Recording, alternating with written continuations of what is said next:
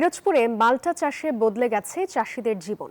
জেলার সদর উপজেলার দুর্গাপুর ইউনিয়নের পরিচিতি এখন মাল্টা গ্রাম নামে।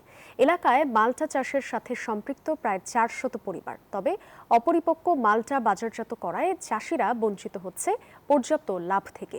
এ ব্যাপারে কৃষকদের পরামর্শ দিচ্ছে কৃষি সম্প্রসারণ অধিদপ্তর। পিরোজপুর থেকে গোলাম মোস্তফার তথ্যচিত্রে ডেস্ক রিপোর্ট।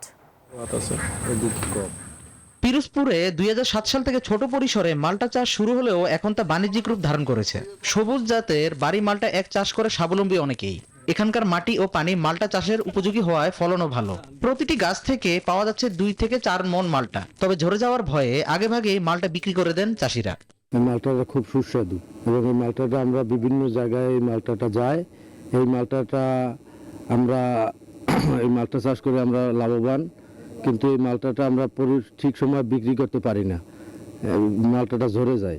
আমাদের মালটাটা সুস্বাদু হয় মাটির উর্বরতার কারণে, এবং এখানে আমাদের মালটা আমার মনে করেন 1.5 বিঘা জায়গায় মালটা 550 গাছ আছে। আমার মালটার ফসলটা খুব ভালো হয়েছে। মাল্টা কিনতে বিভিন্ন জেলা থেকে আসছেন ক্রেতারা। তাই এখান থেকে আমরা মালটা ক্রয় করে বরিশাল, খুলনায়, ঢাকায় বিভিন্ন শহরে পাঠাই, বিভিন্ন জায়গায় আড়তে পাঠাই।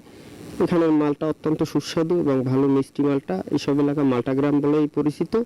কৃষি সম্প্রসারণ অধিদপ্তর চাষিদের অপরিপক্ক মাল্টা বাজারজাত না করার পরামর্শ দিয়ে আসছেন।